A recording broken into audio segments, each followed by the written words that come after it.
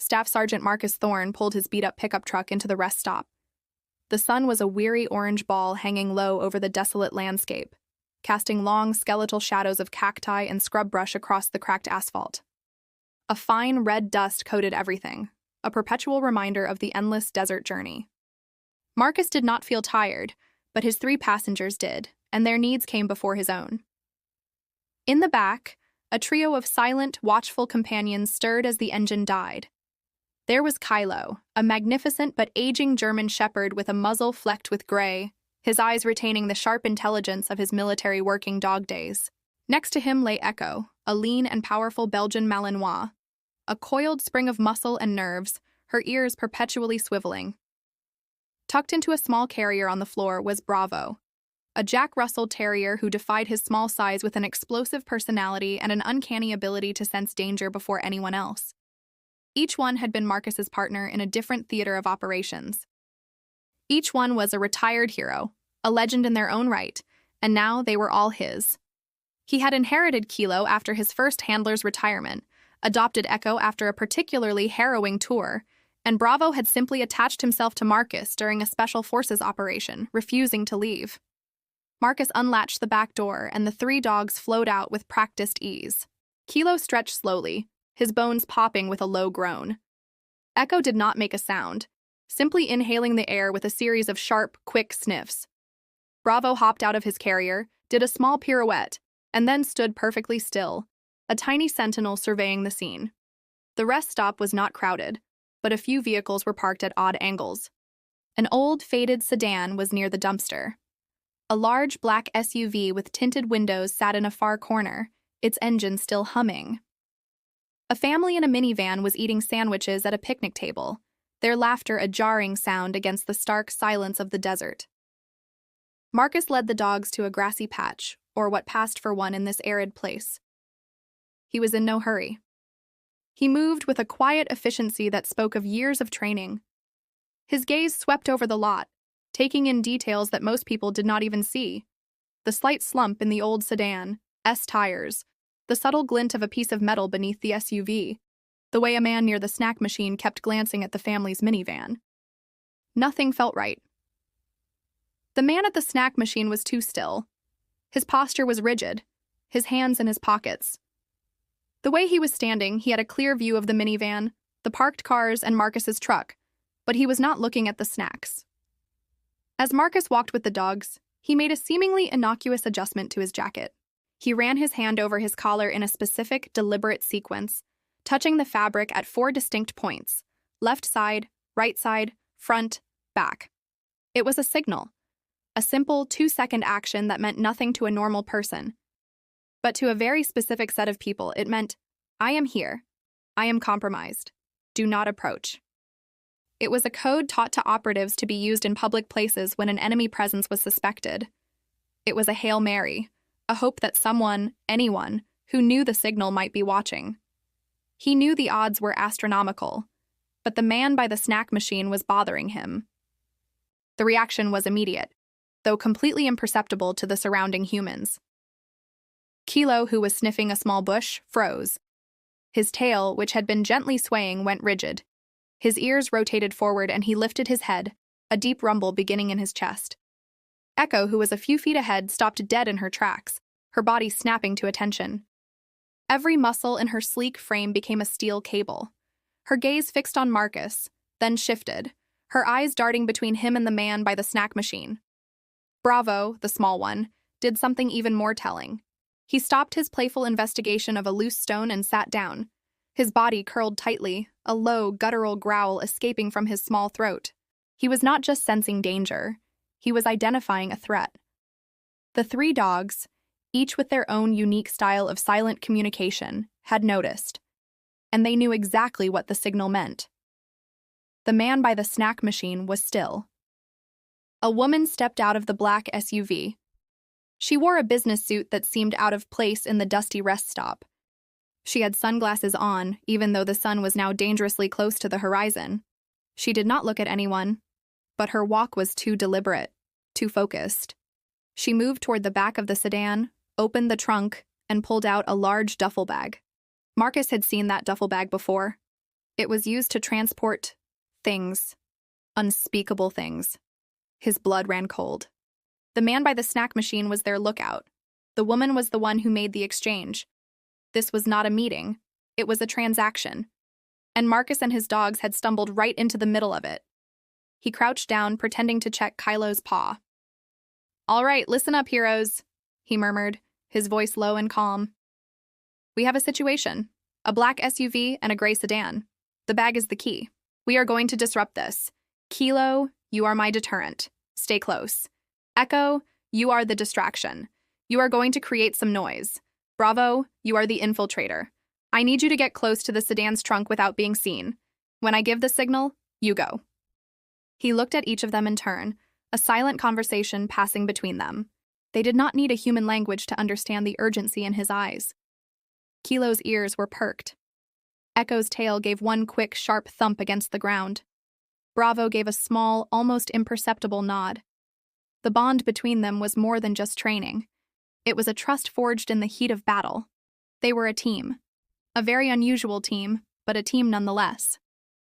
The woman in the suit and the man by the snack machine began to move. The man walked slowly toward the minivan, acting as if he was looking for a spot on the picnic table. The woman moved to the back of the sedan, but she did not open the trunk. She leaned against it, her body tense. Marcus realized they had seen him. They did not know who he was or what his signal meant, but his presence, and the way his 3 highly trained dogs were acting, was enough to make them nervous. It was time to act. Marcus gave a small, almost undetectable flick of his wrist. It was their go signal. Echo was the first to move. With a burst of speed that defied her calm demeanor, she streaked toward the far side of the rest stop, barking with a ferocity that made heads turn. It was a loud, attention-grabbing bark, the kind of sound that made people stop what they were doing and look. The family in the minivan flinched. The man by the snack machine spun around, his attention fully on the powerful dog. This was the distraction. While the man was distracted, Marcus stood up and walked toward his truck. He made it seem as if he was simply trying to calm his dog. But as he walked, he made another signal. He held his hand up, palm facing the man by the snack machine, and then slowly curled his fingers into a fist. This was the signal to Bravo. The small Jack Russell Terrier, who had been sitting patiently by Marcus's side, did not hesitate. He was a low-profile asset, easily overlooked. He darted between the parked cars, a tiny, fast shadow. He moved with a purpose that was terrifying in such a small creature. His target was the gray sedan. He was a ghost, and the man by the snack machine did not see him. The man was now fully focused on Echo, his hand moving toward his jacket pocket. Marcus saw the telltale outline of a pistol. He had to be quick. Marcus moved faster than a civilian could, his Marine training kicking in. He was a blur of motion, but it was a controlled, efficient blur. He was not running. He was closing the distance. The man was too slow. By the time he had his hand on the pistol, Marcus was already there, his arm extended. He did not hit the man. He simply blocked his arm, his hand a steel vise on the man's wrist. The man grunted in pain. The pistol clattered onto the asphalt. Marcus did not make a sound. He simply kept his grip, his eyes locked on the man's. The message was clear. Do not resist. Meanwhile, Bravo had reached his target. The woman in the suit was still standing by the trunk, her head turned toward the commotion caused by Echo.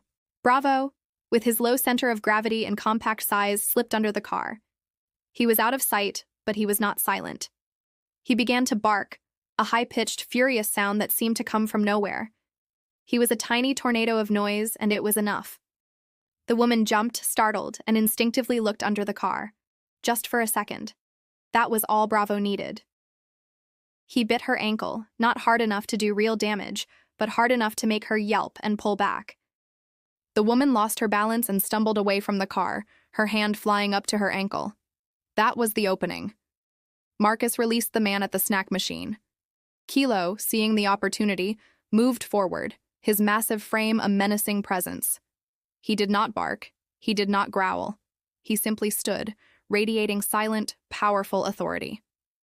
The man, seeing the German shepherd and the look in Marcus's eyes, knew he had no chance. He put his hands up. He was not a fighter. He was a lookout. The woman, now back on her feet, reached for her own jacket. Marcus knew what she was reaching for. He had to get to her before she got to the duffel bag. He ran, his strides long and powerful. He was a force of nature. He reached the sedan at the same time as the woman. She reached for the car's handle, but Marcus was quicker. His hand slammed against the car's roof, blocking her path.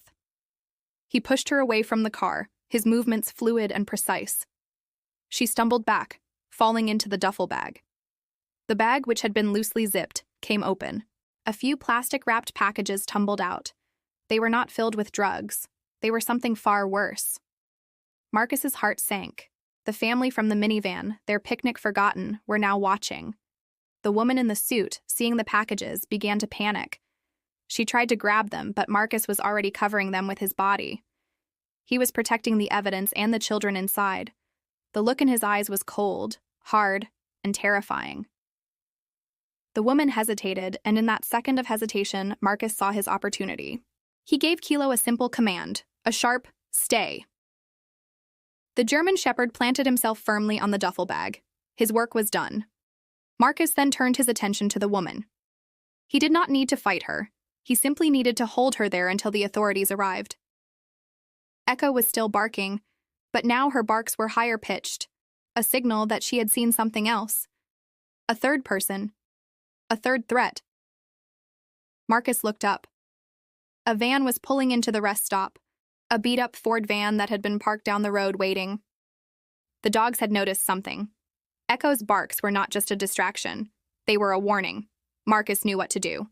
He pointed toward the van, giving Echo a new command. "Go!" Echo, a blur of motion, was already on her way. She ran toward the van, her body low to the ground. She did not bark this time. She moved with a silent, deadly grace. The van's door slid open, and a man stepped out.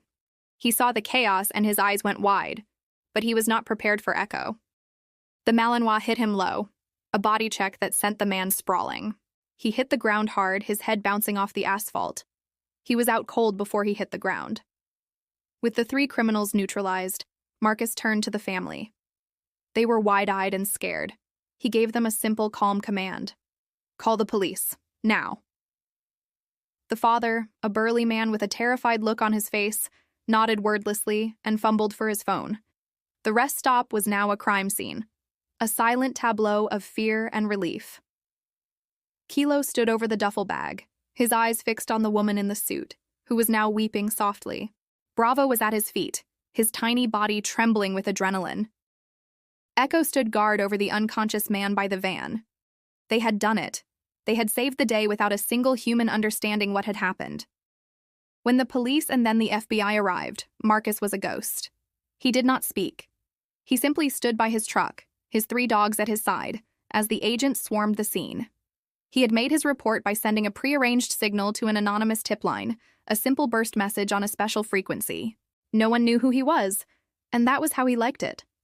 He was a ghost in the machine, and his dogs were his eyes and ears. They were his secret weapon.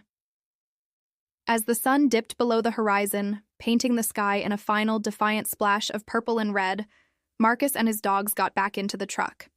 He looked at Kilo, his old friend, who was already settling down for a nap. He looked at Echo, her eyes still scanning the horizon, her nerves still wired. He looked at Bravo, who was curled up in his carrier, a small, triumphant sigh escaping him. They were more than just dogs. They were more than just partners. They were family. They were the only ones who truly understood him. The silent signals, the unwritten rules, the unspoken understanding. He started the engine and pulled out of the rest stop, leaving the commotion behind. The dust swirled behind them, a cloud of red that seemed to swallow the landscape. The three dogs, his faithful companions, were a silent testament to the fact that not all heroes wear uniforms. And sometimes, the most important communication happens without a single word being spoken. He drove on into the night. A quiet Marine and his three brave dogs, a hidden team in a silent world. Their journey continued, and with it, their unspoken bond grew stronger with every passing mile. The rest stop incident was just a memory, a testament to their unique connection, and to the fact that some secrets are meant to be kept, and some heroes are meant to remain unseen. He would not have it any other way.